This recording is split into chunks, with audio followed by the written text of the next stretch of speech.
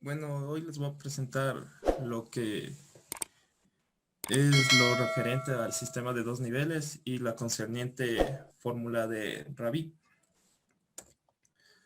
Entonces, para ello se considera un sistema que tiene dos niveles energéticos que están muy cercanos y se les aísla, se podría decir que se los aísla del resto del sistema.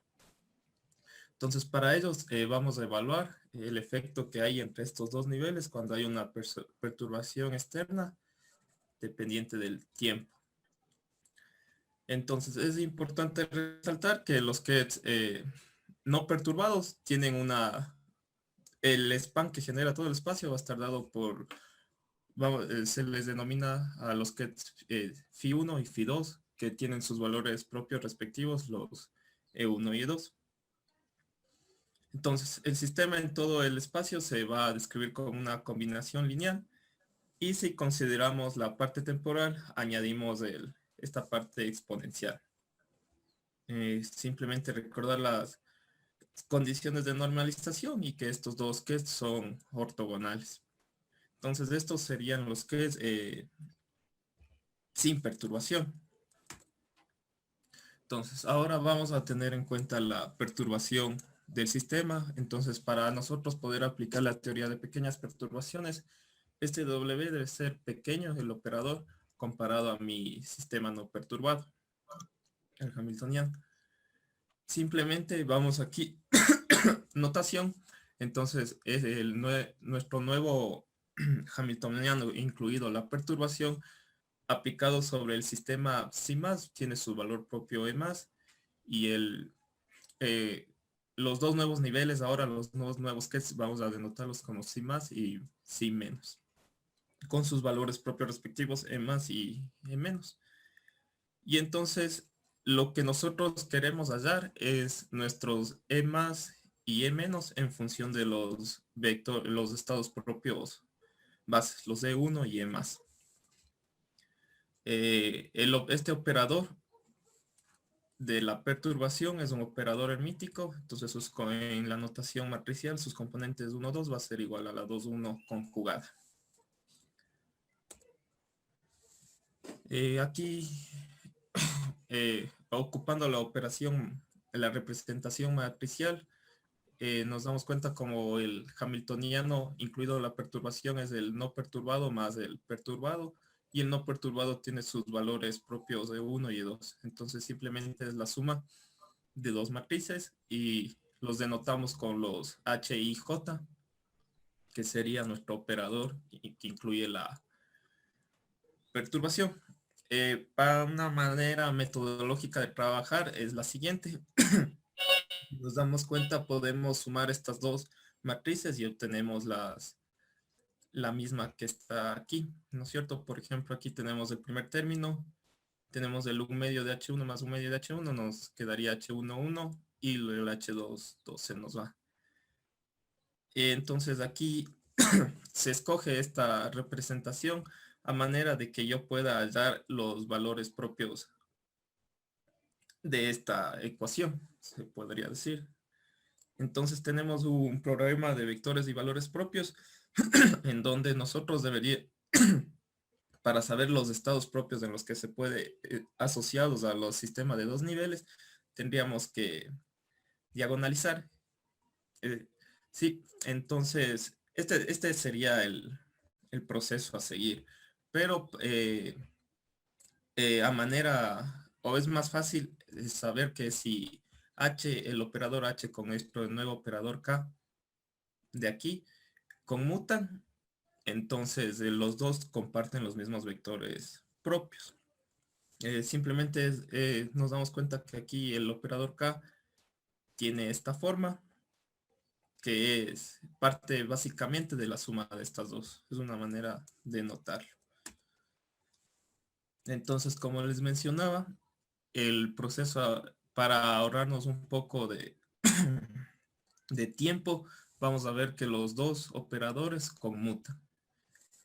Y sabemos que el conmutador entre dos operadores es HK menos KA, que en forma matricial sería esta representación. tenemos el producto de nuestro hamiltoniano con el K que le hemos definido de esta manera. Y menos el K por nuestro operador H. Entonces la operación aquí a seguir, o sea, simplemente he desarrollado este producto matricial y he sumado componente a componente. Y la parte interesante, vemos que nuestro primer término se nos anula. Aquí quizás cabe un poco de ambigüedad en nuestro segundo término de la primera fila, ¿no es cierto? Pero haciendo una operación nos damos cuenta que nos quedaría un 2H12 menos un 2H12, que justamente es 0. Al igual que ocurre aquí, pero en cambio aquí tenemos el mismo término 2H21 menos un 2H21 al hacer esta operación. Entonces nos damos cuenta que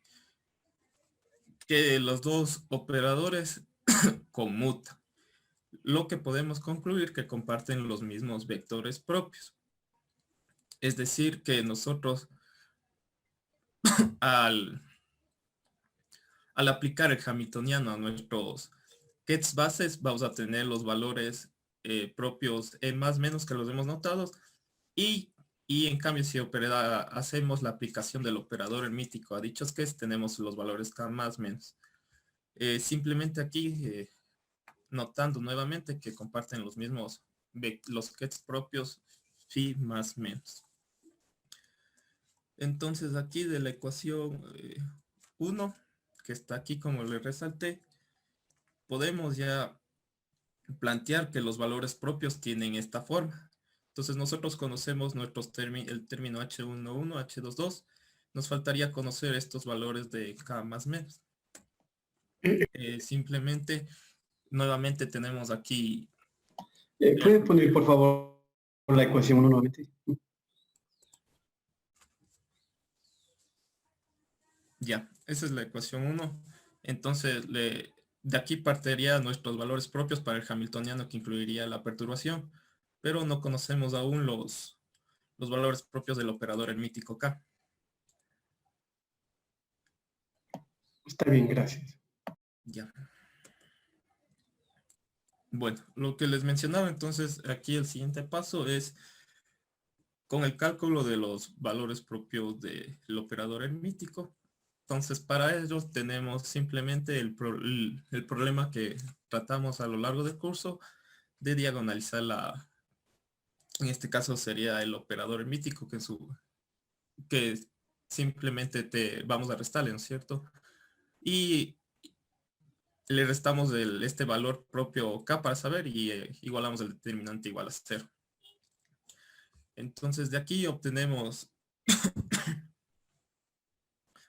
la siguiente ecuación, ¿no es cierto? Nos queda 1 menos K al cuadrado y por el producto de los elementos que se encuentran, los elementos fuera de la diagonal. Lo que nos conlleva a la siguiente relación. Y vemos que los valores propios K más menos justamente están en función de nuestro...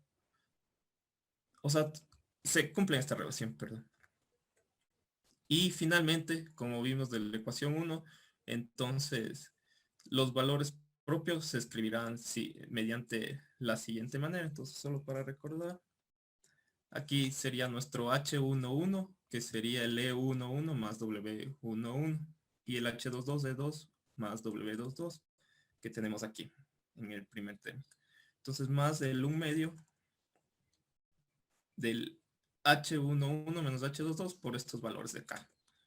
Entonces el H11 nuevamente el E1 más W1 y el H22 sería el E2 más W2.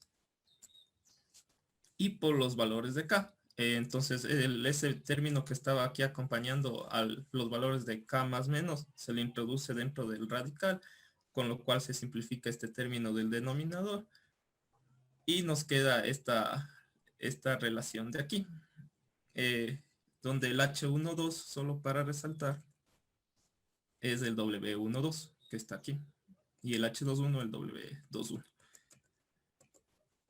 por si quepa la duda. Ya, entonces conocidos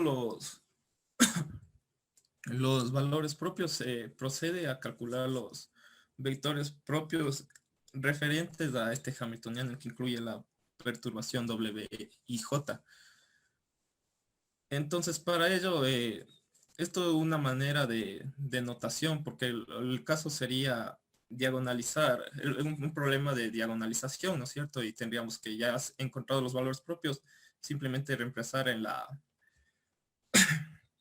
nuestra ecuación aquí. Entonces sería h por nuestro KED y evaluar esta ecuación para hallar nuestros vectores sí más menos. Entonces solo a manera de notación vamos a decir que la tangente de este ángulo teta va a ser el 2h21 menos h12 menos h sobre h11 menos h22 y que nuestro h2 va a ser un h va a estar en función de un ángulo phi, es decir, cumple un desfase.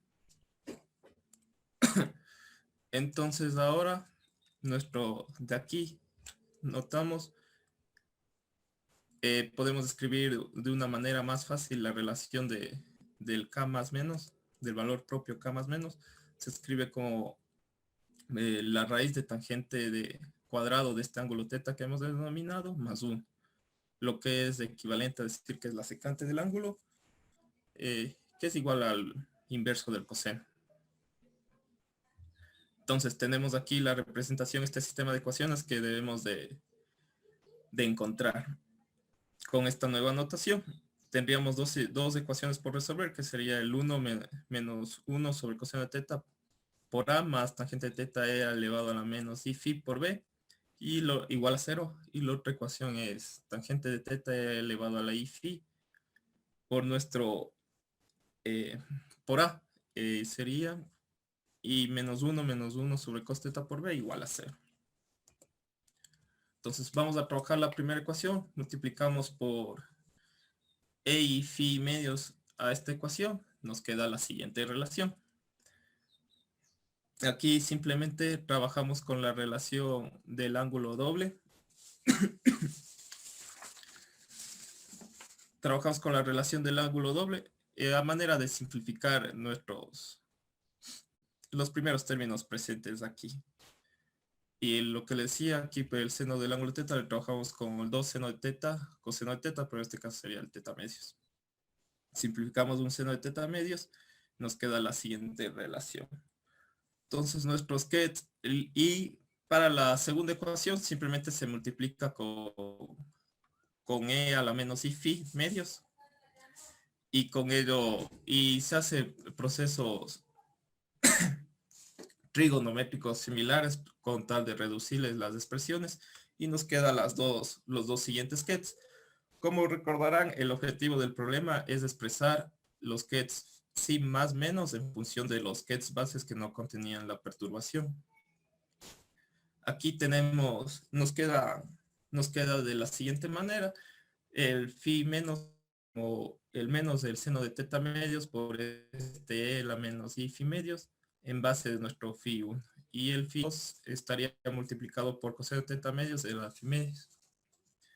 De manera análoga se tiene para acá, simplemente que con el signo cambiado y en vez de seno representamos con un coseno para el phi 1, están como que cruzadas y signo contra. Bueno, simplemente este resultado se obtiene a partir de resolver el sistema presente aquí.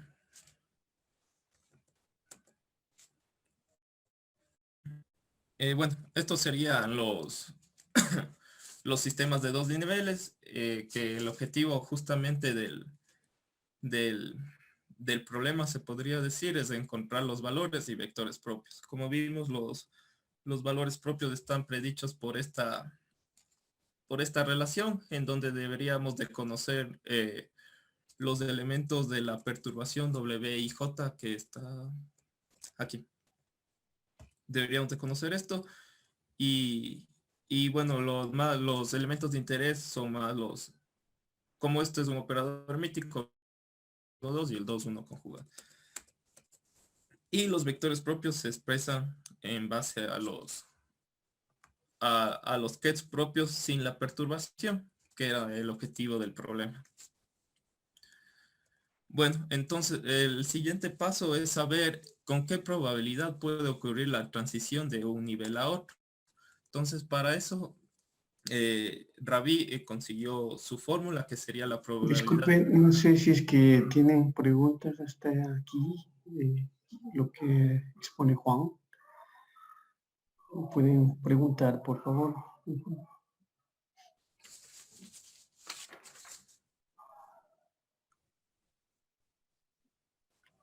Sí, como ven, es básicamente el resolver el problema de un sistema de dos niveles y este sistema es perturbado. Entonces, la solución de ese sistema es la que está mostrando Juan. ¿Sí? Para eso hace ciertos artificios matemáticos para poder expresar de una manera más simple las soluciones de los valores propios y vectores propios del sistema perturbado, el sistema de dos niveles. Bueno, eso es lo que ha hecho y esa es la expresión final que tiene ahí para los estados propios, el psi más y el psi menos. Entonces, estos, bueno, ahora en lo que va a exponer la parte de las probabilidades, ahí vamos a ver la dependencia temporal y lo que se llaman las oscilaciones de Rabi. Sigamos. Entonces, justamente, como habíamos mencionado, el sistema se puede describir como la combinación lineal en los dos estados inherentes a este problema, pero ahora cabe resaltar que los coeficientes que acompañan son dependientes del tiempo. Entonces se plantea primero condiciones iniciales, en donde decimos que al tiempo inicial el sistema se encuentra en el uno de los niveles. En este caso se ha seleccionado que se encuentra en el ket phi1. Entonces, que vendría representado por esta relación, si vemos aquí, perdón, en el phi1. Y bueno, aquí simplemente lo que se ha trabajado también es de estas dos ecuaciones, expresar el phi1 en función de una combinación lineal de psi menos y psi más. Es por ello que tenemos aquí. Entonces decimos básicamente que en el tiempo cero se encuentra en el primer nivel y está descrito por esta relación de entre los kets psi más y psi menos aquí. Pero, bueno, aquí se me ha ido el subíndice mal, perdón, es psi menos. Y entonces nuestro nuestro sistema psi de t tenemos que se escribe de la siguiente manera. Entonces lo que aquí con respecto a la relación anterior se añade el término temporal, entonces se ha ocupado como el producto de la función de onda espacial por un temporal y el temporal está descrito por la parte exponencial, donde cada término sería el e a la menos su valor energético concerniente al que se encuentra, que es esto de aquí. Entonces lo que hacemos es proyectar, ¿no es cierto?, nuestro KED en función, que ya se encuentra en función del tiempo, al otro nivel 2, que es que queremos saber con qué probabilidad ocurre con qué probabilidad se da este fenómeno, se podría decir, o este hecho. Entonces simplemente aquí hacemos la proyección a nuestro phi2, y tendríamos la siguiente relación. Sí, ahí esa expresión de proyectar el psi de t a phi2, que representa el paso del estado psi t al estado phi2, ese producto interno, el cuadrado de eso, es la definición de probabilidad, es la definición exacta de probabilidad de transición, ¿sí? Así Sí, como aquí. está acá. Sí, lo que nosotros habíamos introducido en en las secciones anteriores, estas probabilidades de transición de I a J, esas expresiones, la regla de oro de Fermi y todo eso, esas son probabilidades de transición, pero son expresiones aproximadas. La expresión exacta es este de aquí, P12 igual al módulo al cuadrado del producto interno de phi2 con psi. Esa es la expresión exacta. Las otras son aproximadas. Sí, volvamos y sigamos, por favor. Bueno, sí, como mencionaba el profe, entonces tenemos este producto interno. Entonces, si hacemos la norma al cuadrado, vamos a obtener la probabilidad de que se encuentre el sistema en el que phi2 a un tiempo t. Entonces, esta es la concerniente fórmula de Rabi, que, bueno, aquí he simplificado un poco los cálculos y he puesto solo el resultado.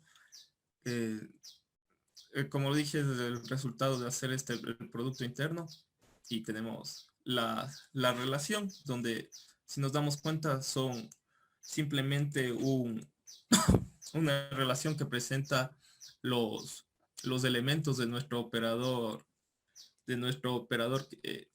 que incluía nuestro operador hamiltoniano que incluía la perturbación. Esta es la fórmula de Rabi. Entonces, bueno, quizás aquí hubiese sido un poco mejor detallar un poco los cálculos, pero la expresión final que se obtiene es la que se muestra en pantalla. Eso sería todo lo concerniente a los niveles, los sistemas con dos niveles y la fórmula de Rabi, que representa la probabilidad de transición de un nivel al otro. Gracias. No sé si tienen alguna pregunta. No sé si pueden puede desarrollar un poco más de ese resultado, porque se llama oscilaciones. Y ahí veo que depende del tiempo. Esa dependencia lineal, bueno, no es lineal, es el seno cuadrado de t. No sé si hay alguna gráfica para ver esa probabilidad de transición. Así lo que estaba consultando era que, por ejemplo, los niveles energéticos, más o menos esto cumplen se pueden gráficamente tienen una representación de una parábola. Entonces aquí tenemos los niveles, los de más menos. Aquí están. Entonces aquí se pueden representar mediante una parábola. Simplemente aquí tendríamos el 1 medio, haciendo una notación del 1 EM, o sea, el E1 más E2, un medio como un M y y un delta a la resta se tiene, lo que tenemos son brazos de parábolas. Y si esa representación gráfica me faltó incluirle quizás. Sí, pero en la expresión de la probabilidad de esta transición, no sé, ahí se ve un seno cuadrado, o sea, porque es una constante básicamente lo que está aquí, una amplitud por un seno cuadrado, entonces, y ese seno cuadrado depende de t, y eso no se grafica en algún momento. No le comprendo bien, profesor. O sea, la gráfica de esa probabilidad es lo que quiero. Sí, o sea, de momento no le tengo, tendría que hacerle. Sí, es una sinusoidal positiva, ¿no es cierto? Seno cuadrado. O sea, en últimas es Claro. el seno cuadrado. En función del tiempo. Sí, eso me faltaría añadir. Bueno, no importa. No sé si alguna pregunta de parte de los demás.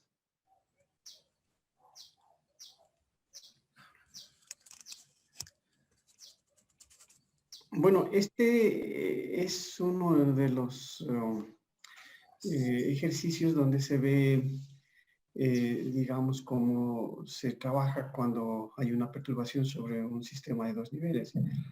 Esto está en el programa como un punto del programa. Sin embargo, yo más vería que esto es un ejercicio, si es el problema de los niveles perturbados. Y esta probabilidad de transición sí, es el resultado que es Rabin, por Rabin. Y bueno, ese sería el tratamiento de este problema. Básicamente es un problema. Ahora, sí creo que lo que debe hacerse es revisar en detalle todo el proceso, tras desarrollar algunos cálculos que simplemente se pusieron. Y para eso entonces yo les pido que, bueno, primero que pongan las exposiciones en la carpeta exposiciones para que lo puedan revisar y al hacer esa revisión vayan viendo los cálculos que se fue presentando, los resultados, sí, para que se tenga más convicción de que ese es el resultado al que se tiene que llegar. Bueno, en definitiva es esa probabilidad de transición de un nivel al otro debido a la perturbación es la que se quería calcular.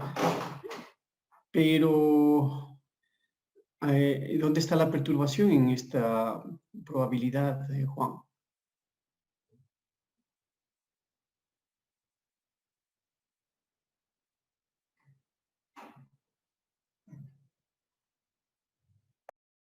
No le escuchamos, está apagado el micrófono.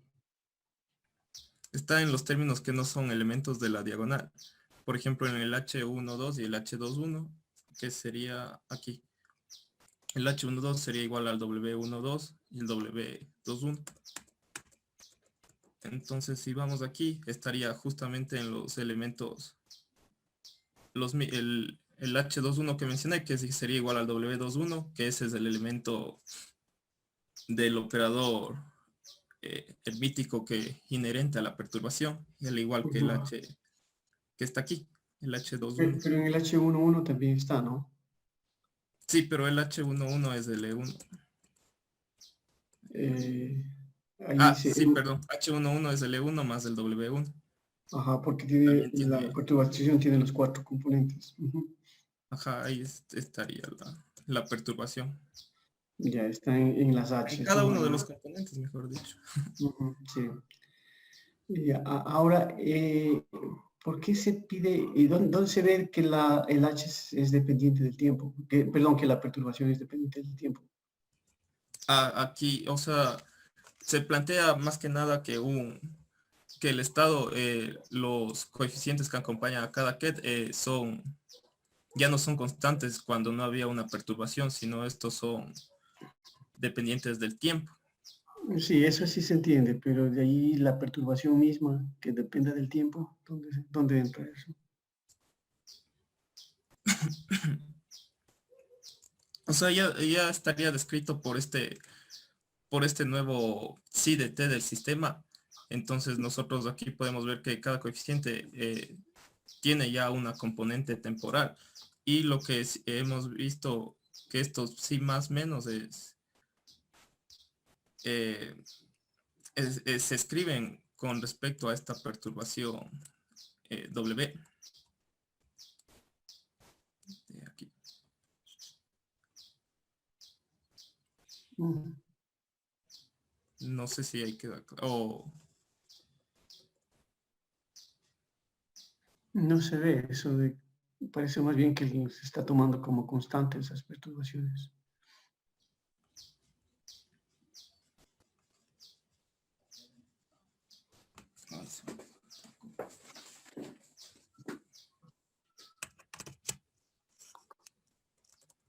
Es que el estado estaría descrito por estos nuevos coeficientes, que ahí ya no, ya le cambia el estado del sistema. Entonces ahí entraría. No, eso sí, los coeficientes dependen del tiempo, pero es esa combinación que hace que el nuevo estado sea dependiente del tiempo, pero esos coeficientes no se calculan, a ver cómo se calculan ahí. Pero igual no entra a menos que en teta esté ahí la perturbación, se introdujo ahí en teta en teta y en phi. A ver, ahí en teta, más bien, sí, claro, ahí en teta está la perturbación, pero igual no se dice que es dependiente del tiempo, solo está H21 y lo mismo en phi. Sí, habría que ver por qué la exigencia de que la perturbación sea dependiente del tiempo, o más bien dicho, ver este problema de dos niveles con una perturbación externa, cuando la perturbación es constante, cuál sería el resultado y ver cuál sería el resultado cuando la perturbación es dependiente del tiempo por el sistema de dos niveles. Eso lo habría que analizar, porque yo en el desarrollo que hizo no vi que se considere que la perturbación sea independiente del tiempo. Ya, profe. Bueno, Los eso W y J. sí. O sea, yo les puedo poner un ejercicio en el deber que calculen esta probabilidad de transición para un sistema de dos niveles cuando la perturbación es constante. ¿Cuál es el resultado? De lo que desarrolló usted, pienso que es el resultado que mostró, porque ahí solo las dependencias temporales están en las formas exponenciales, que la final le da, que son soluciones estacionarias, ¿no es cierto? Que la final le da ese t ahí no se. Bueno, no sé si alguna pregunta tienen los demás. Muy bien, yo les voy a hablar de la interacción de átomos con la radiación. Para ello es primero importante definir lo que son los coeficientes de Einstein.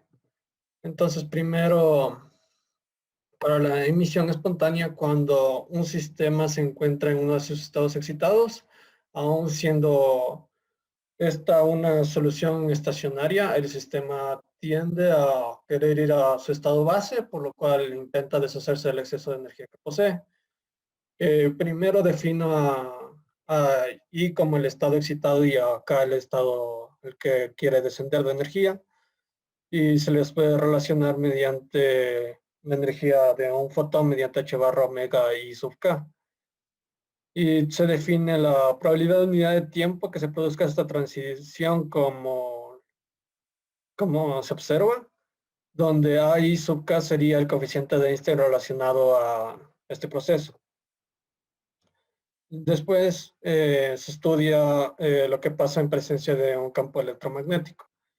Primero se tiene la absorción inducida, en la cual el sistema absorbe el fotón que está provocando el campo electromagnético, y en este caso se tiene que la probabilidad de absorción del estado K, que era el de más baja energía Li, sería BKI por rho omega, donde rho omega es la densidad de energía por intervalo de frecuencia del campo de radiación, y BKI es el coeficiente de Einstein relacionado a este proceso. En este caso además se tiene que rho de omega es igual a n omega por h barra omega, donde n omega sería el número de fotones por unidad de volumen por intervalo de frecuencia. Y por último se tiene la emisión inducida, que por último en presencia del campo electromagnético también se puede provocar que el nivel I haga transiciones a nivel K con más probabilidad. Y en este caso se le nota de manera similar al proceso anterior, y en este caso tengo que el coeficiente de este sería B de I acá.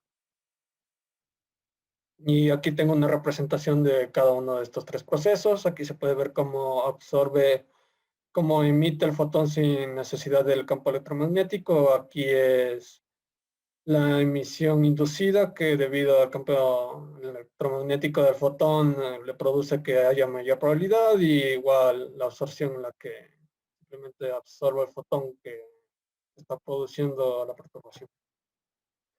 A base de esto se puede plantear las condiciones estacionarias. Se define N como el número de átomos por unidad de volumen que se encuentran en el nivel energético E sub I, y de igual manera se define NK con E sub K. Y bajo estas condiciones se puede plantear que las condiciones de cómo evolucionan estos valores mediante su derivada, que tengo igual a las ganancias que gana, menos las pérdidas en cierta unidad de tiempo. Con lo cual, las ganancias para el nivel de 2 niveles referentes a NI, serían las ganancias, solo serían las relacionadas a la probabilidad de que se dé la absorción inducida por el número de átomos en el nivel n sub k, menos esta sería la probabilidad de la emisión inducida más la emisión espontánea por el número de átomos en el nivel n sub i. En las condiciones estacionarias esto debería ser igual a 0, y con lo cual despejo rho de omega.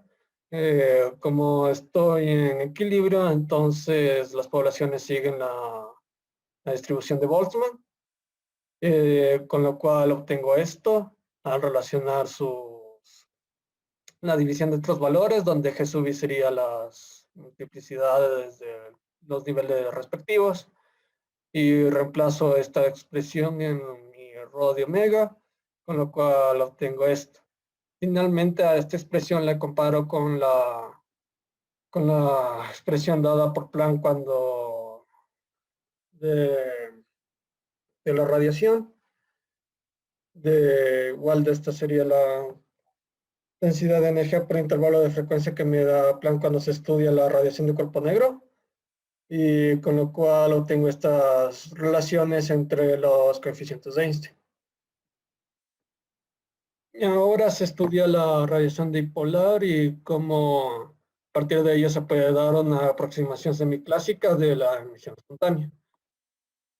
Para ello se parte de que tengo la siguiente expresión para el dipolo que formaría el átomo, y la relación del amor Disculpe, por ahí podría regresar al resultado final anterior. Es ahí, ¿sí? Bueno, entonces lo que se obtienen son estos coeficientes de Einstein, ¿no? Las expresiones, la relación entre ellos. Ya, está bien, gracias. Disculpe. Ya. Con la relación del amor puedo dejar la potencia en función de mi dipolo, con lo cual obtengo la siguiente expresión. Ahora esta igual le hago una potencia media, y esta potencia media es a lo que le quiero dar una expresión cuántica. Para ello lo que tendría que hacer es dar una expresión cuántica del dipolo, con lo cual lo que puedo hacer es la siguiente generalización, y obtengo, o sea, tendría ahora que calcular esto, y ahora lo que defino es el elemento de matriz de transición, que sería para el estado final, entre el estado final y el estado inicial, y además defino el cuadrado de la transición del momento dipolar para ejemplificar cómo hacer el promedio de la matriz de transición, con lo cual obtengo el siguiente resultado, que este resultado ya es calculable, con lo cual ahora solo me falta reemplazar el promedio del momento al cuadrado por esta expresión, con lo cual obtengo que esta sería la potencia irradiada. Finalmente obtengo que la potencia irradiada en términos de los coeficientes de Einstein sería el número de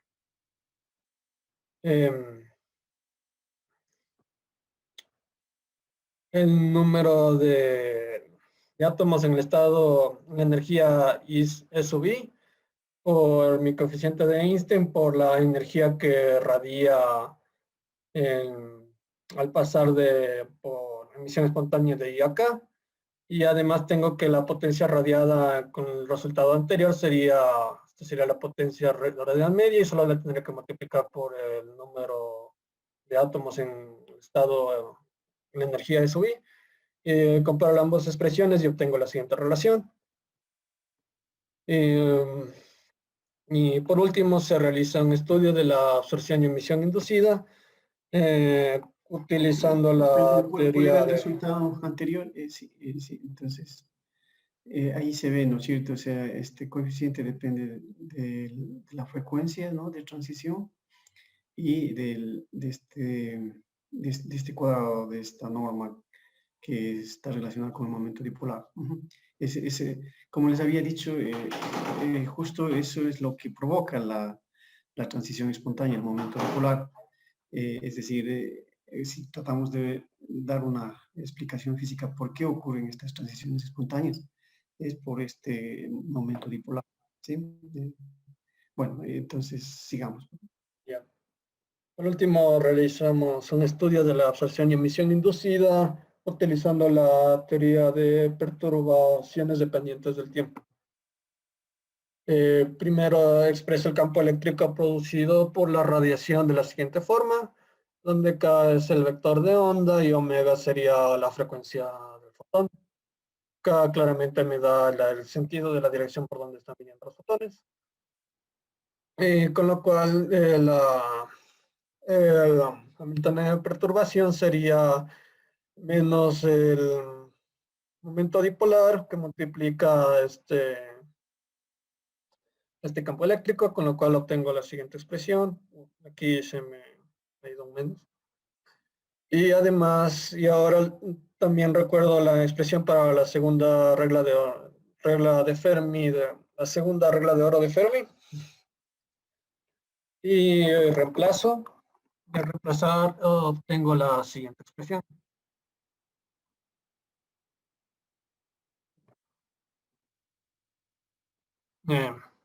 Y ahora realizo la consideración de que K.R es mucho menor que 1. Esto indica que la longitud de onda del campo de radiación es mucho mayor a las dimensiones del sistema. Esto me implica que el exponencial se me aproxime a 1, con lo cual puedo,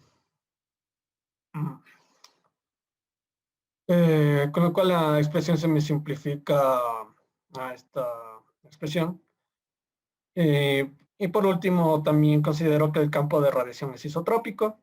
Esto me permite realizar que este promedio, al promediar esto en todas las direcciones, me queda que esta expresión la puedo expresar de la siguiente manera. Y al simplificar me queda lo siguiente. Esta expresión ya se vio en la parte anterior, que era igual a m, o sea, este era mi coeficiente de transición y solo lo reemplazo por su expresión. Y además tengo que la densidad de energía del campo electromagnético es un medio de epsilon sub 0 por el campo E sub 0 al cuadrado. Y esto lo relaciono por unidad de frecuencia, con lo cual me queda el delta de Dirac. Finalmente reemplazo esto y con lo cual obtengo la siguiente expresión.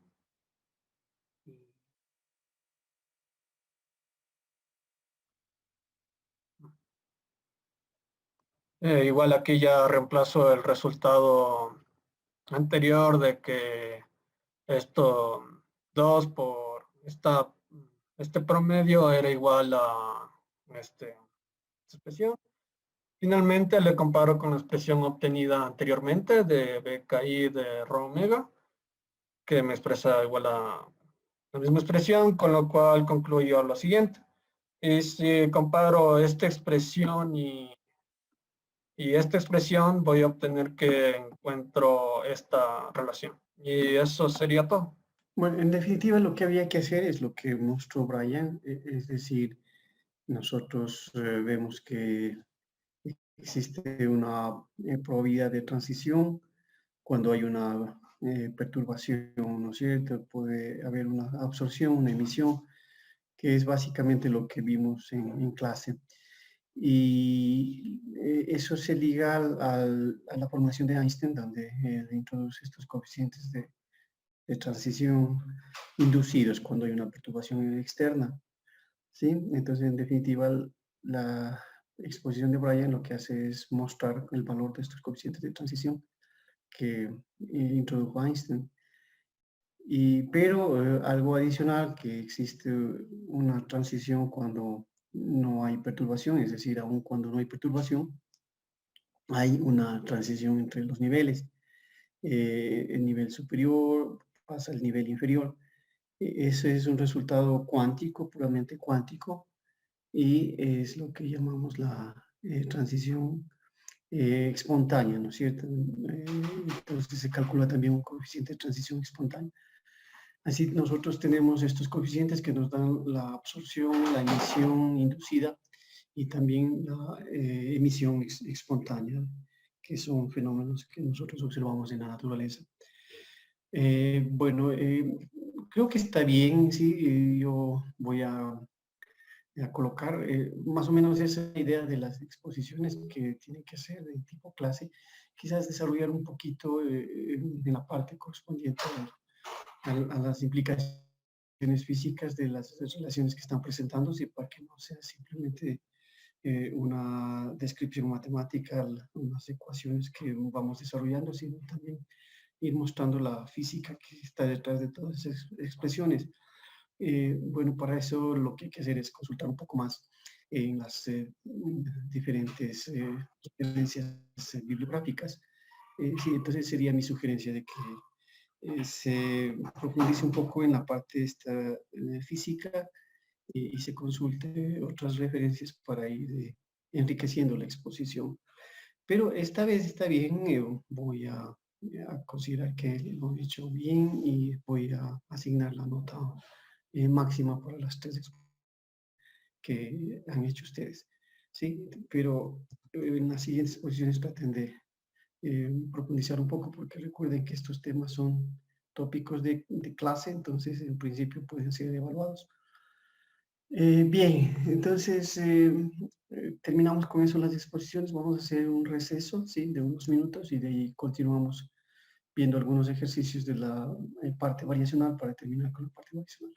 Entonces vamos a continuar con la clase. Ahora vamos a terminar esta parte del método variacional que habíamos estudiado ya algo en la clase pasada. Y vamos a hacer unos ejercicios, ¿no? Porque el método variacional es bastante simple, como ustedes lo vieron. Lo mismo se vio en la exposición que hizo Santiago. Y ahora para entender un poco más vamos a hacer algunos ejercicios. Entonces déjenme pasar a la pizarra. Y uno de ellos que vamos a resolver es el siguiente. Nos dice, usando el método variacional, estimar la energía del estado fundamental del átomo hidrógeno. Entonces, vamos a este ejercicio usando el método variacional.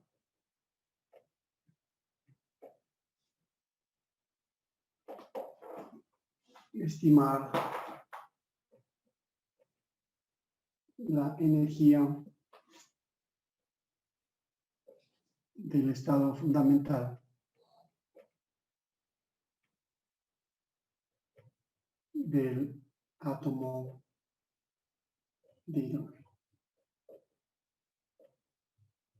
Sí, este es el ejercicio. Entonces nosotros, si tenemos el átomo de hidrógeno, tenemos un hamiltoniano, sí, que va a ser igual a P al cuadrado sobre 2m, más un potencial que depende de E, es un potencial central. ¿Sí? Entonces, en forma explícita, esto es igual a menos h al cuadrado sobre 2m por el laplaciano más el potencial que corresponde al potencial de Coulomb, que sería el cuadrado sobre E. ¿Sí? Entonces, ese es el hamiltoniano. Y nosotros tenemos que calcular, según el método variacional, calcular la energía media de este sistema. Y esa energía media, por definición, es un psi por el hamiltoniano, por psi dividido por el producto psi con psi, ¿sí? Entonces, la función psi que ingresa aquí es una función prueba. ¿Sí? Entonces, esta función es una función prueba. Y nosotros podemos establecer esa función considerando las propiedades del sistema. Entonces, en primer lugar, esa función solo va a depender de R, ¿no? Porque es un potencial central. Y luego, cuando R tiende al infinito, esta función prueba debe ser nula, ¿sí? Entonces, con esos criterios, nosotros podríamos tratar de proponer alguna función prueba que desaparezca en el infinito, que dependa solo de R. Entonces, pongamos aquí, la función prueba debe ser nula en el infinito. Y debe depender de R, y digamos, y no tiene nodos, también, ¿no? No tiene nodos. ¿Qué quiere decir que no tiene nodos? Porque si nosotros tenemos una función que corta al eje X, estos son los nodos, ¿sí? Entonces, por ejemplo, ese es un nodo. En este caso no tiene nodos esa función, y nosotros con esos criterios podríamos proponer una función prueba para este sistema. Entonces, la función prueba que puede cumplir con esas condiciones sería una función exponencial, por ejemplo, ¿sí?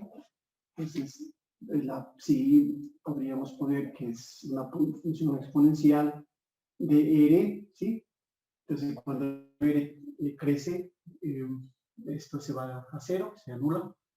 Y aquí hay una indeterminación, no sabemos qué factor colocar a ese R, si es que es 2R, si es que es 5R, no sé. Entonces, como aquí no sabemos qué poner, aquí es lo que ingresa el parámetro desconocido cuando hay incertidumbre, les había dicho. Y en este caso lo vamos a poner de esa manera, 1 sobre L sobre alfa, ¿sí? Entonces, si cogemos esta función prueba, podríamos nosotros calcular la energía, y eso es lo que vamos a hacer. Entonces, lo que primero que hay que hacer es colocar el H hamiltoniano en coordenadas esféricas, por decirlo así, esférica. ¿Sí? ¿De acuerdo? Entonces ya tenemos la función prueba. Y ahora calculamos esta energía haciendo el cálculo en coordenadas esféricas. Entonces, calculemos primero el producto interno psi con psi para normalizar, ¿sí? Entonces, podríamos nosotros calcular este producto psi con psi con esta función prueba, y eso es fácil de calcular. Entonces, nos queda, digamos, sería, a ver, en coordenadas esféricas sería el producto de menos infinito a más infinito de psi conjugado con psi, y la integral sería r al cuadrado seno de teta de phi de r, ¿sí? Entonces ese es el integral que hay que hacer. Entonces, si reemplazamos, esto nos queda la integral de menos de infinito a más infinito de e a la menos 2r, r cuadrado que está aquí, por e a la menos 2r sobre alfa, ¿sí? Que sería conjugado por sí mismo, y esto integrado con respecto a r, y esto sería la integral de seno de teta de phi, que es el de omega, ¿no es cierto? Entonces, si nosotros hacemos, bueno, aquí también hay que integrar, pero aquí no está tan bien, aquí sí está mejor. Y aquí deberíamos poner la integral de 0 a, pi en el caso de teta, y la integral de 0 a 2 pi en el caso de phi, ¿sí?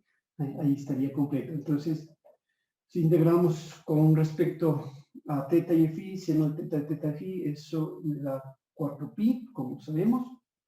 Entonces, es la integral de todo el ángulo sólido.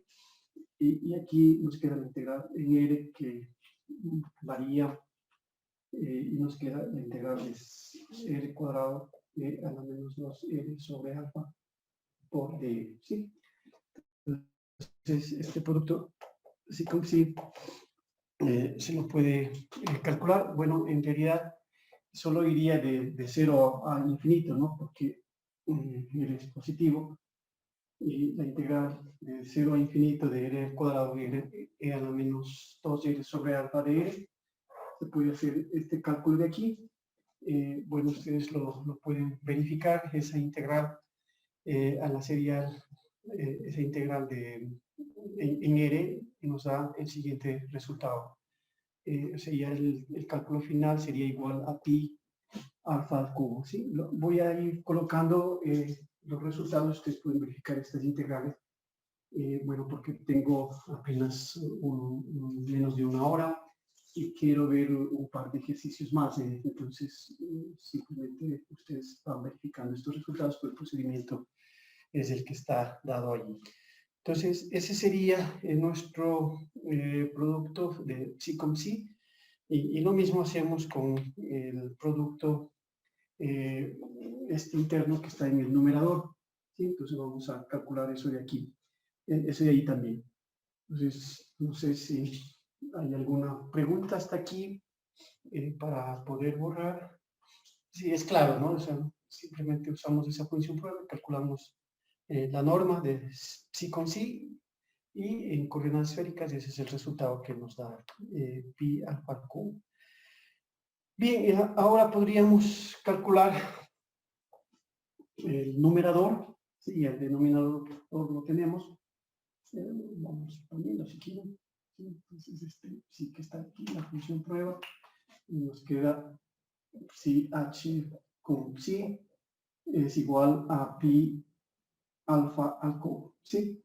Entonces, el numerador sería psi con menos h al cuadrado sobre 2m por la segunda derivada, que sería el laplaciano en coordenadas esféricas multiplicado por psi sería en un término y el otro término sería psi con e al cuadrado sobre r multiplicado por psi. Esto es, en definitiva, el producto de psi con h con psi, el numerador. ¿Sí? Entonces, de esos dos términos, el que es más simple de calcular es efectivamente este de aquí. ¿Sí? Entonces lo calculamos, ¿no? Entonces sería psi al cuadrado sobre r por psi. ¿Sí? Entonces otra vez hacemos el cálculo en coordenadas esféricas y ese cálculo de ese producto nos daría lo siguiente, ¿no es cierto? O sea, podríamos, podríamos hacer todo ese cálculo. ¿Cuánto daría? Sería al cuadrado sobre r, otra vez el seno cuadrado, bueno, pongamos, ¿no es cierto? O sea, sería la integral de 0 a r, la integral de 0 a 2pi, la integral de 0 a pi, de el psi por psi conjugado, que eso nos da r cuadrado, al cuadrado sobre r. Esto nos queda a la menos 2r sobre alfa, y el resto sería r cuadrado seno de teta de phi. ¿Sí? Eso sería, ¿no? Entonces, ese producto nos da 4pi, ¿no es cierto? De esto de aquí sale 4pi, el e cuadrado que también sale de allí, ¿sí? 4pi e cuadrado, y aquí nos queda la integral de 0 hasta r, ¿sí? De r por e a la menos 2r sobre alfa con respecto a r. ¿Sí? Ese sería el producto de psi e al cuadrado sobre r por psi. Entonces, el resultado de hacer ese cálculo ya es simplemente calcular la integral. Aquí es la integral de 0 a infinito, de 0 a infinito. Es el cálculo de la integral. Esa integral nos da haciendo todo el cálculo, nos queda pi e al cuadrado pi e al cuadrado sobre al cuadrado. Entonces eso también lo verifican. Ese sería el resultado que se obtiene al hacer alfa al cuadrado, perdón, alfa al cuadrado. Ese es el resultado que se obtiene al hacer la integral, ¿sí? Entonces la integral simplemente lo calculo. Y finalmente tendríamos que hacer el cálculo de este término, ¿sí? Entonces nos faltaría el cálculo de este término, entonces hay que poner la ecuación en coordenadas esféricas y con eso tendríamos ya todo. Entonces pongamos aquí que esto, para ir recogiendo, que esto sería igual al producto del círculo psi menos h al cuadrado sobre 2m por el laplaciano por psi y más lo que acabamos de calcular, que sería pi al cuadrado sobre alfa al cuadrado, ¿sí? Ese sería el resultado. Entonces faltaría ese producto primero, que está aquí. ¿Lo puedo borrar? ¿Alguna pregunta hasta ahí? ¿Sí? ¿No? ¿No hay preguntas? Bueno, entonces nosotros hacemos el cálculo del último término y con eso tendríamos ya todo. Entonces, este término de aquí, el producto, si podríamos sacar el h cuadrado afuera, menos h al cuadrado sobre 2m por el laplaciano en coordenadas esféricas por sí, igual a 0. Eso es lo que tenemos que calcular. Entonces, si ponemos, bueno, aquí sí hay que hacer la derivada de este exponente de aquí, ¿sí? Entonces, nosotros podemos colocar el resultado ya en coordenadas esféricas del laplaciano, entonces el psi conjugado sería simplemente e a la menos r sobre alfa, bueno, aquí me falta el h cuadrado sobre 2m, sería igual a menos h al cuadrado sobre 2m, y aquí sería la integral de e a la menos r sobre alfa, ¿sí?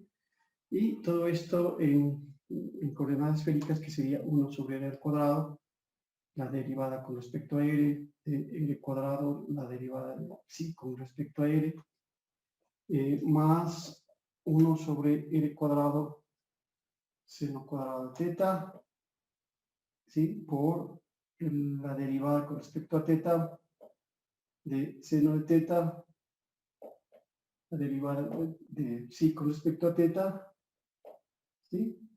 Y más el último término, que sería 1 sobre r cuadrado, a ver, sería 1 sobre r cuadrado seno cuadrado de teta por la segunda derivada de psi con respecto a phi cuadrado, ¿sí? Y luego viene la integral con respecto a r y el 4pi que corresponde a, bueno, esta integral sería de 0 al infinito, ¿sí? Y el 4pi que corresponde a la integral del ángulo sólido. Entonces ese sería el resultado. Bueno, está ahí en coordenadas esféricas de laplaciano, es lo único que hemos puesto en coordenadas esféricas y el resultado es el mismo, ¿sí? De todos esos términos se ve rápidamente como si solo depende de r, por la forma que tiene la función prueba, no depende de teta y phi, entonces esta derivada con respecto a teta se va y esta derivada con respecto a phi se va, entonces con eso se simplifica un poco más y tendríamos lo siguiente, ¿sí? Voy a poner un poco de tinta en el marcador, se quedó sin tinta, está ya oscuro, no se ve muy bien, entonces pongamos un poco de tinta. Bien, así que solo nos queda la parte en R, ¿no? ¿Qué es lo que podemos notar ahí? Entonces, básicamente es eso lo que queda. Sí, a ver, entonces sería el 4pi que sale adelante. Borramos, ¿dónde borramos? Podríamos borrar aquí. Bueno, entonces nos queda el 4pi, sería menos h al cuadrado sobre 3l por el 4pi que sale adelante. Y aquí nos queda la integral de 0 a infinito. Aquí sería e a la menos r alfa, e a la menos r sobre alfa, y aquí nos queda el r cuadrado, ¿sí?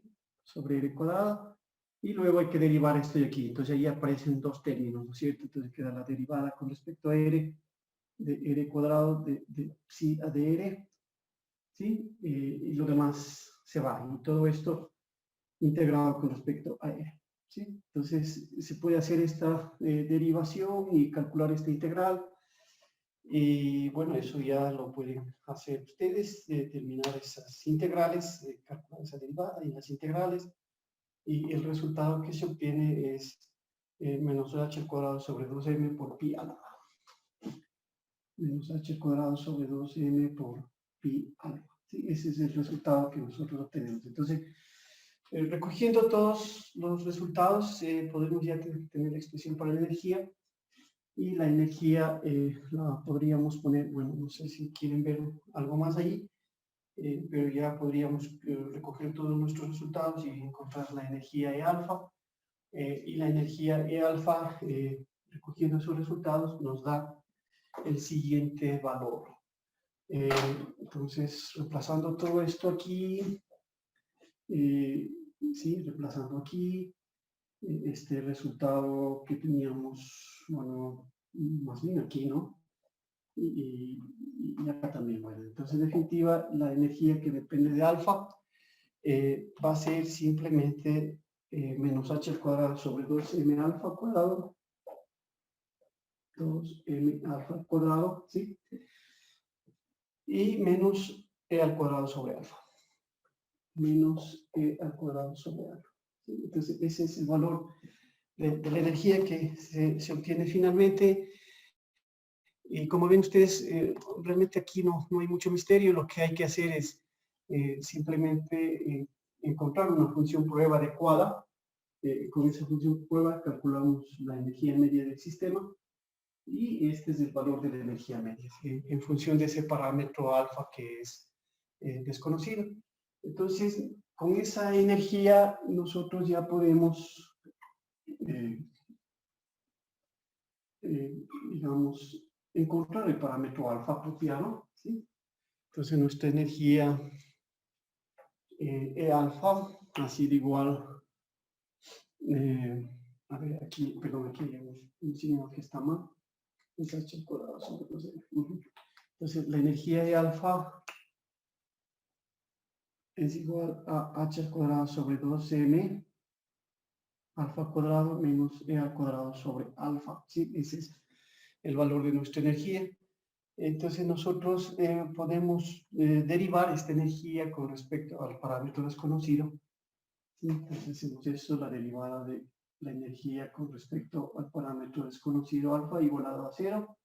Y eso nos da un alfa 0, que es el valor de alfa que optimiza, que hace el extremo en esa energía.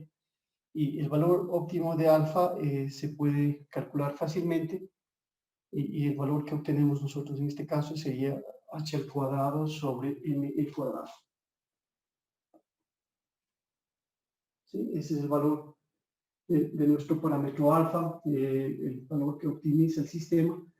Y encontramos este valor de alfa y con eso ya tenemos evidentemente la función de onda del estado fundamental.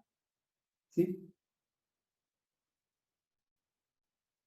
Esta función de onda va a ser igual a E menos m cuadrado sobre h cuadrado por R.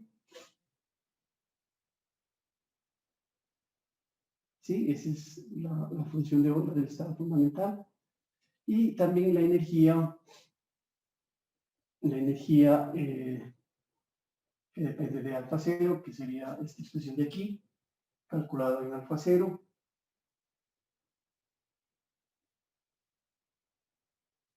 ¿Sí? Entonces, si hacemos las simplificaciones reemplazando alfa 0 y las simplificaciones necesarias, encontramos que la energía de este sistema ha sido simplemente igual a menos m cuadrado menos m a la cuarta sobre 2h cuadrado. ¿Sí? Entonces, esa es la energía del estado fundamental. Y esta es la función de onda del estado fundamental, que son los resultados que nosotros queríamos encontrar.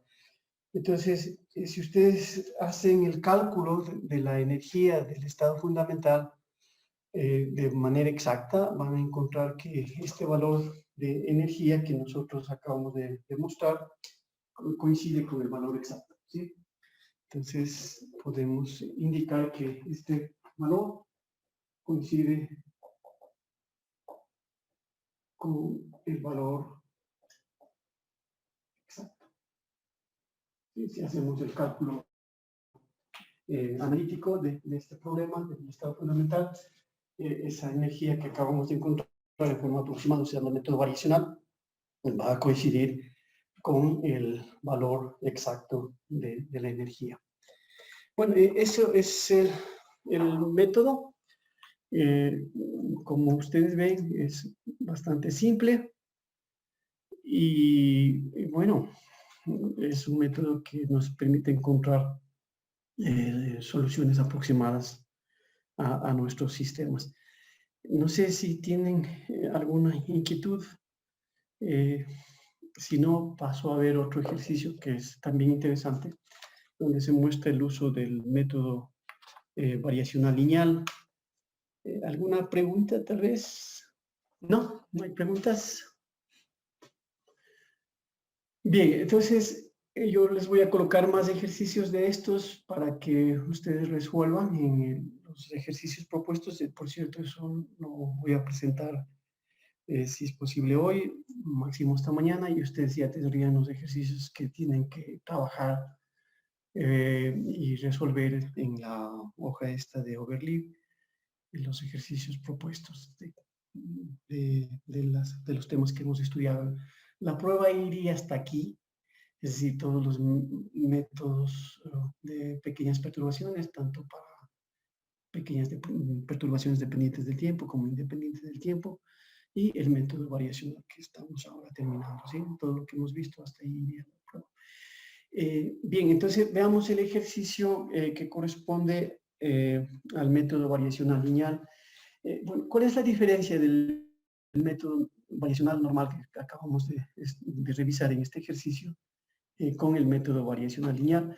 Bueno, la diferencia, como expuso Santiago, es simplemente que en el método variacional lineal ya no tenemos que preocuparnos por encontrar esta función prueba, ¿sí? O sea, adivinar en últimas cuál será la función prueba. Bueno, otra cosa, si ustedes cambian la forma de la función prueba que yo puse aquí, van a obtener otro resultado, ¿sí?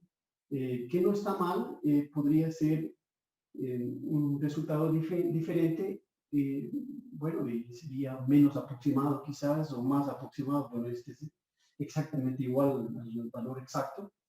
Pero al cambiar la función prueba, el resultado puede ser diferente y simplemente es el hecho de que ese resultado es más o menos aproximado, más o menos exacto. ¿Sí? Entonces pueden usar la función prueba que ustedes deseen, con tal que satisfagan las propiedades de simetría, el comportamiento en el infinito, en fin. Entonces, ahora, como les decía, el método variacional lineal se caracteriza porque aquí yo ya no tengo que preocuparme por encontrar la función prueba. Entonces, la función prueba es simplemente una combinación de estados de una base, ¿sí? Digamos, los phi. Estos phi son elementos de una base, ¿sí? Una base no necesariamente ortogonal, una base arbitraria, ¿sí? Y nosotros, como ya tenemos esta función prueba, pongo aquí, esta es la función prueba. Nuestro problema es encontrar estos parámetros. Esos son los parámetros desconocidos, ¿sí? Entonces, no sabemos cuánto valen esos parámetros y usamos el método variacional para encontrar estos parámetros que no sabemos cuáles son. La base generalmente está dada. Bueno, entonces la forma de proceder es la misma, es decir, nosotros con esa función prueba calculamos la energía media del sistema, que sería el estado psi, el estado H por el estado psi sobre psi con psi. Hacemos lo mismo, lo que ya habíamos indicado. Entonces, si reemplazamos esta función prueba aquí, eso nos lleva a que se introduzca el sumatorio de los phi por, bueno, nos lleva al sumatorio de los coeficientes alfa sub i conjugado por alfa sub j por h y j dividido para el sumatorio según ij de los alfa sub i conjugado por alfa sub j por sij. ¿Sí? Entonces, al reemplazar esa función psi, nos lleva, bajémosle un poquito la igualdad, nos lleva a esta relación de aquí. Entonces, los coeficientes sij son los productos de los elementos de la base, que como mencioné, no necesariamente son cero, no son ortogonales, y los h y j son los elementos matriciales del operador h, ¿no es cierto?, del hamiltoniano, ¿sí? Entonces, tenemos así, definimos los h y j.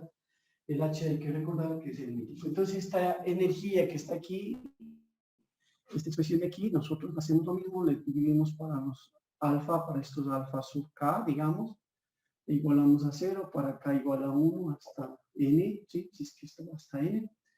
Y eso nos da, en definitiva, los parámetros alfa que estamos buscando, ¿sí? Entonces, aquí, si quieren, pongamos 1, esta expresión 2 y esta expresión 3, que nos da los alfa sub k que estamos buscando. Pongámosle alfa sub i incógnitas. ¿Sí? Entonces, ese es el método, en últimas, el método variacional lineal, porque se llama así, por esta combinación lineal que está aquí, y luego el resto es el método variacional que sabemos. Entonces, la diferencia está aquí, que cuando nosotros hacemos este cálculo de esta derivada, de esta expresión de aquí, con respecto a los alfa sub k, bueno, ahí nos lleva, el cálculo nos lleva a una ecuación que se conoce como la ecuación secular, ¿sí? Entonces, si nosotros hacemos este cálculo, derivamos con respecto a los alfa sub k, encontramos lo que se llama la ecuación secular. ¿Sí? Secular. ¿Sí? Entonces, esta ecuación secular no es más que una ecuación donde aparecen los alfa i que estamos buscando, los elementos del hamiltoniano, matriciales del hamiltoniano, estos S, que son los productos entre los elementos de la base, y la energía E que está aquí, ¿no es cierto? Entonces, y todo esto igualado a 0, ¿sí? Entonces, esa sería la ecuación secular, que es equivalente a calcular estas derivadas con respecto a alfa, si quieren calcular directamente, si no usan esta ecuación secular, y se exige que el determinante de esa ecuación secular sea igual a 0 para encontrar las soluciones no triviales, ¿no es cierto? Entonces, este sistema nos da unas soluciones que no triviales, exigiendo que el determinante de esta expresión de aquí sea igual a 0. Entonces, el determinante de h y k menos ski por e, esto debe ser igual a 0, ¿sí? Entonces, y con eso obtenemos las energías, aquí se obtienen las energías SUI del sistema no trivial, las cuales se vuelven a reemplazar acá, y de aquí nosotros obtenemos los alfa. ¿Sí? De aquí obtenemos los alfa. Entonces, este sistema que está aquí tiene soluciones, sistema de ecuaciones, tiene soluciones no triviales y esas soluciones no triviales se calculan de este determinante para encontrar las energías. Entonces, en esta página de aquí que acabo de escribir está todo el método variacional lineal. Este método variacional lineal también se conoce como el método Moe-Kao. ¿Sí? Entonces, pongamos aquí. Este es el método variacional lineal.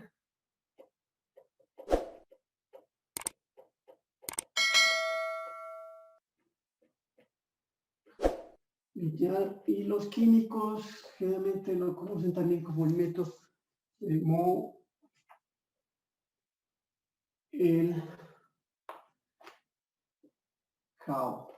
¿Sí? ¿Qué quiere decir este Moe-Kao? Bueno, simplemente este método significa el método molecular, molecular linear combination of atomic orbitals. ¿Sí? Pongamos eso, molecular linear combination of atomic orbits. ¿Sí? Eso es lo que significa este método, así lo llaman también los químicos, y se aplica en general para orbitales moleculares, ¿sí? Porque nosotros generalmente hemos hecho con átomos, pero si tenemos una molécula, ¿cómo calculamos los orbitales moleculares de una molécula? Eso ya es un poco más complicado, calcular los orbitales moleculares de una molécula. Ya no es tan directo y tenemos que usar este método de aquí, el método de combinaciones lineales. Entonces, por ejemplo, podemos usar para el caso de una molécula, digamos la molécula de hidrógeno ionizado, ¿sí? Entonces, la idea es esta, ¿no? Si yo quiero calcular los estados de una molécula,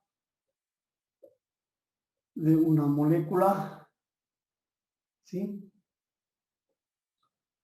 Entonces, digamos, la molécula de hidrógeno ionizado, ¿sí? Molécula de hidrógeno ionizado,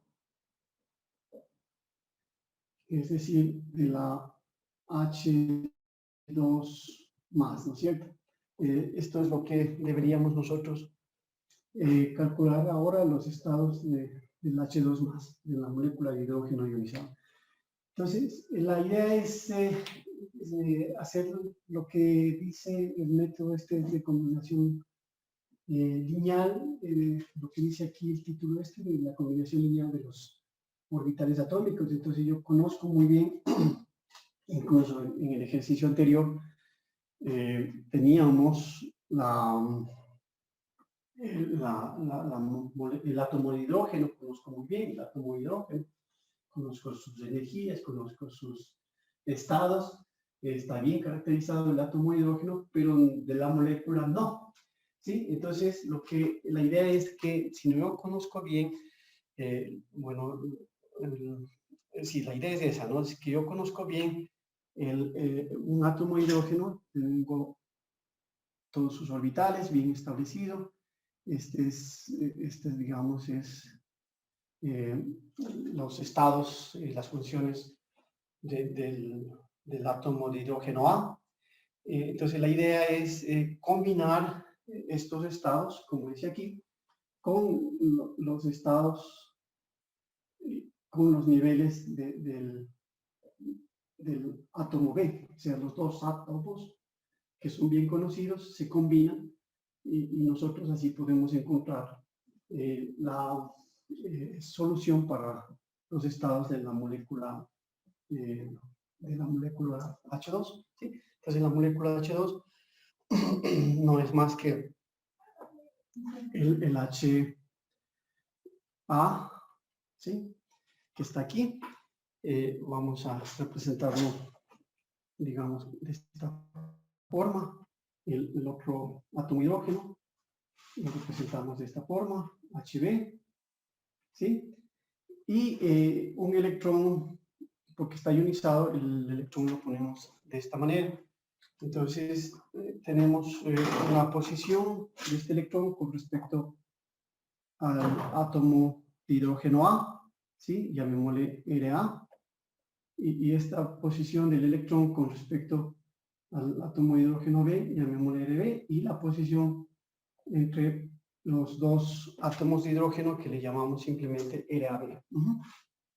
Entonces, aquí está la molécula y con los dos átomos y el electrón que corresponde a la molécula H2 ionizada.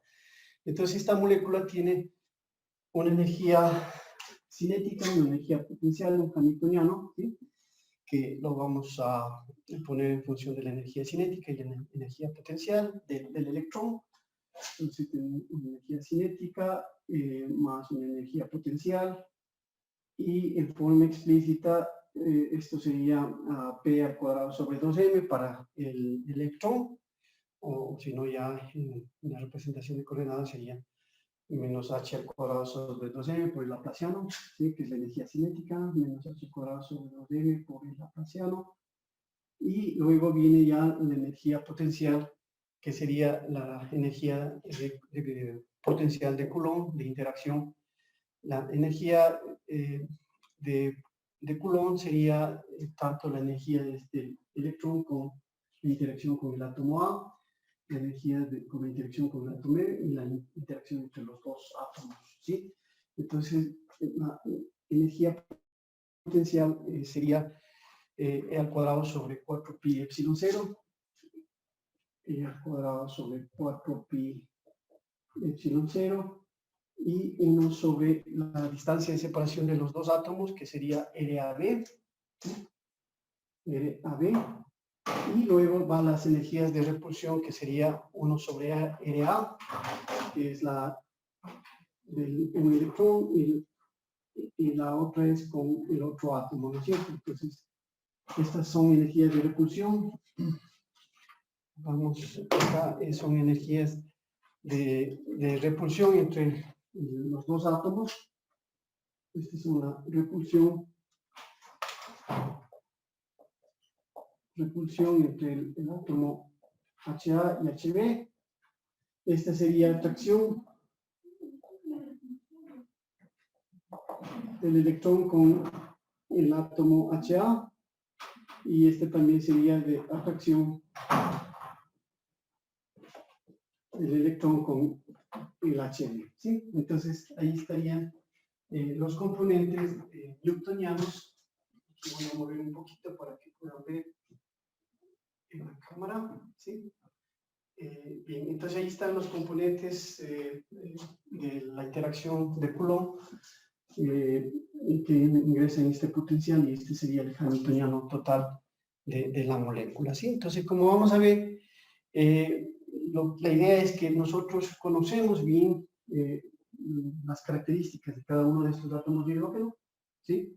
Sabemos muy bien cuáles son los estados energéticos, el átomo de hidrógeno está muy bien conocido, y lo que vamos a hacer es combinar estos dos átomos, que los conocemos bien, para encontrar la energía y los niveles energéticos de la molécula del átomo de hidrógeno y los estados de la molécula del átomo de hidrógeno. Entonces, la función prueba para este método, como acabo de decir, la función prueba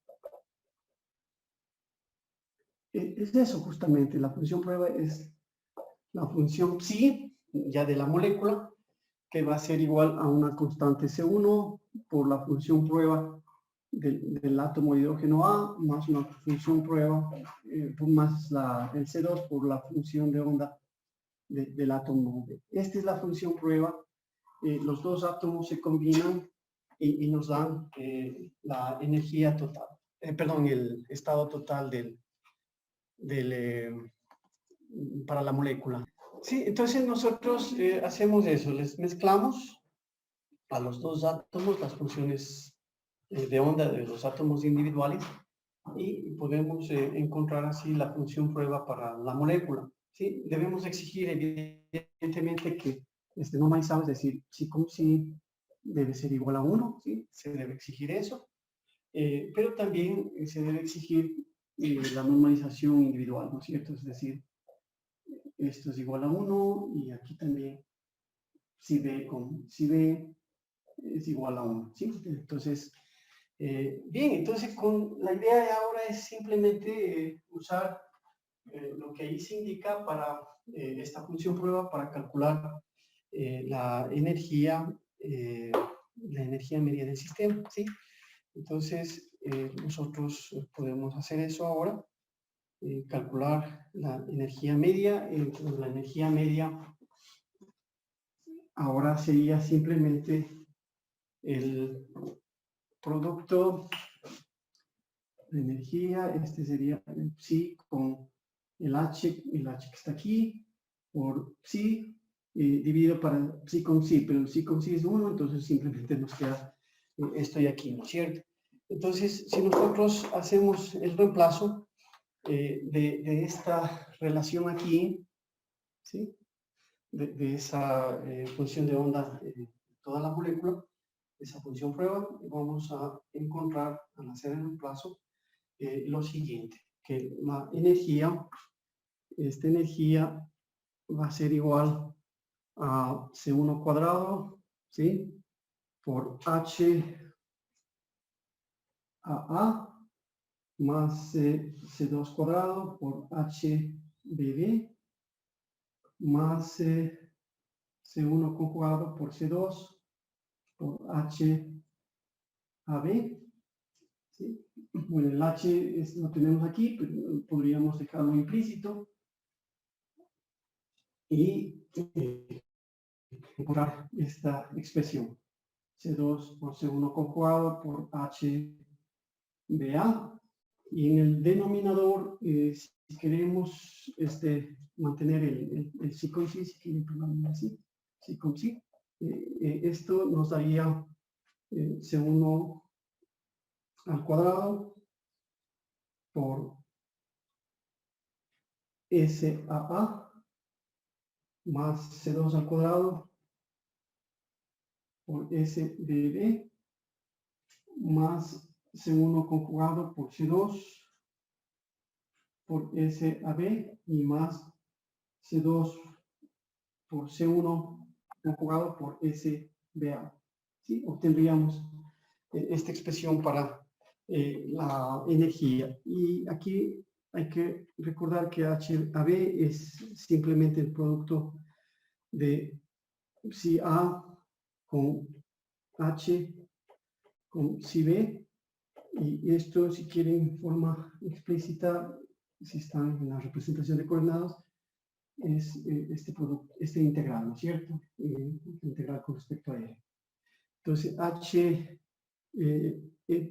SAB, que es el otro producto cruzado, es simplemente el psi A con psi B, es decir, la integral de psi A conjugado por psi B con respecto a él. ¿Sí? Entonces, los otros se entienden, no hay ningún problema, y así tenemos nosotros la energía. Y luego podemos simplemente derivar esta energía con respecto a C1 y C2 para encontrar los términos de energía que optimizan al sistema. Entonces, estas HBB se conocen como, pongámosle acá, entonces el HBB, estos se conocen como integrales de Coulomb, integrales de Coulomb, ¿sí? El HAB y el HBA se conocen como integrales de resonancia.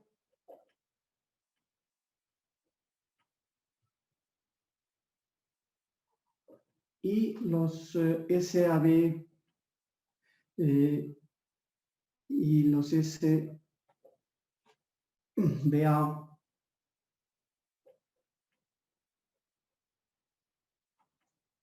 se conocen como integrales de traslape.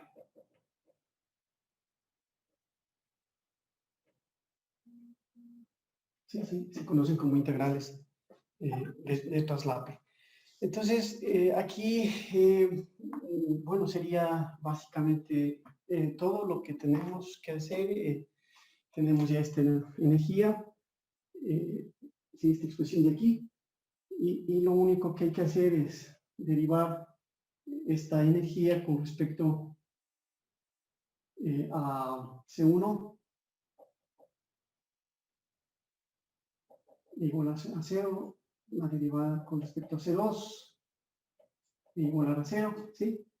Tenemos que hacer eso para encontrar los valores óptimos de energía, pero antes de hacer eso, lo que se puede también utilizar es las propiedades de simetría de la molécula de hidrógeno. Entonces, nosotros tenemos algunas propiedades de simetría que podemos utilizar y esas propiedades nos permiten hacer las siguientes implicaciones.